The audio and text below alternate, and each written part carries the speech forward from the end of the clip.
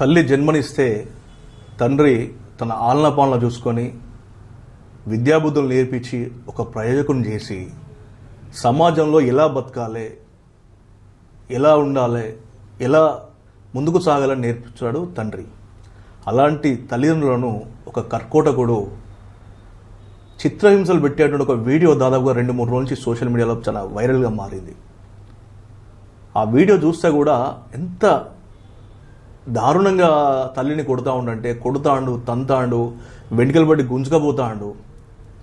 ఎంత చూస్తుంటే చాలా బాధ అనిపించేటువంటి ఆ వీడియో. అది ఆంధ్రప్రదేశ్ సంబంధించి అక్కడ సంబంధించిన ఒక ప్రాంతంలో జరిగింది. దీనిపైన అందరి టీవీ కూడా మరి పూర్తి స్థాయిలో కూడా వివరాలు సేకరించే పనిలో భాగంగా కొంత అక్కడ సమాచారం మనం అందించడంతో కొంత సోషల్ మీడియాలో వైరల్గా మారిన దాన్ని అక్కడ ఉన్నటువంటి పోలీసులు కూడా సీరియస్గా తీసుకొని మరి ఈరోజు ఆ ఒక్క కర్కోటకుని అదుపులో తీసుకోవడం జరిగింది. ఇది జరిగింది ఎక్కడ అంటే మదనపల్లి సంబంధించి, చిత్తూరు జిల్లా సంబంధించి మనం చెప్పుకోవచ్చు. దీని వివరాలు చూస్తే డిఎస్పీ ప్రసాద్ రెడ్డి ఈరోజు ఆ యొక్క కర్కోటకుని ఆ యొక్క ఎవడైతే ఉన్నాడో వాడిని అరెస్ట్ చేసి అరదండాలు పెట్టించి మరీ అరెస్ట్ చేసినటువంటి ఘటన మనం చూసుకోవచ్చు.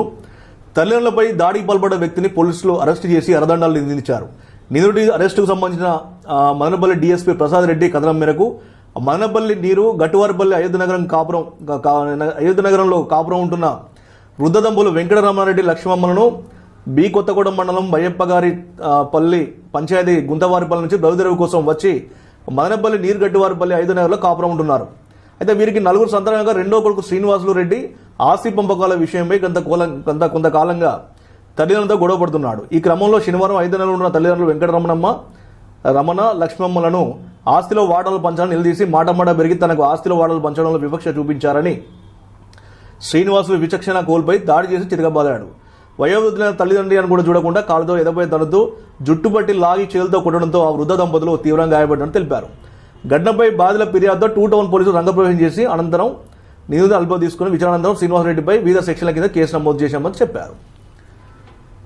ఇది జరిగింది. అంటే ఇలా ఆ తల్లిదండ్రులను కొట్టే విధానం చూస్తే రేపు మరి నీ కడుపున పుట్టిన వాళ్ళు కూడా ఉన్నారు కదా అని నువ్వు నేర్పేది వాళ్ళకి ఇదేనా? ఆస్తి పంపకాల కాడ గొడవ రావచ్చు, సామరస్యంగా మాట్లాడుకోవాలి, లేదంటే పోలీస్ స్టేషన్లు ఉన్నాయి, లేదంటే న్యాయస్థానాలు ఉన్నాయి. దాన్ని వదిలేసి నీకు జన్మనిచ్చిన తల్లిని అంత హింస పెట్టినవు. అసలు నిన్ను ఏం చేసినా కూడా తక్కువనే, అసలు నీ గురించి మాట్లాడుకుంటే కూడా పాపం కలిగే పరిస్థితి అది. తల్లిదండ్రులను పూళ్ళ పెట్టి చూసుకోకపోయినా పర్వాలే కానీ హింస పెట్టే పని మాత్రం దయచేసి ఎవరు చేయవద్దు.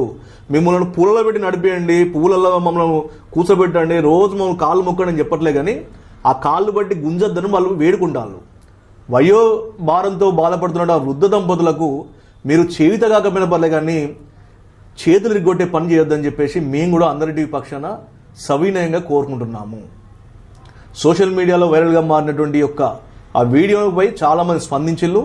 పోలీసు వారు కూడా స్పందించి వెంటనే ఆ దుర్మార్గుని అరెస్ట్ చేయడం అయితే నిజంగా పోలీస్ శాఖకు మేము నిజంగా హ్యాట్సాప్ చెప్తున్నాం.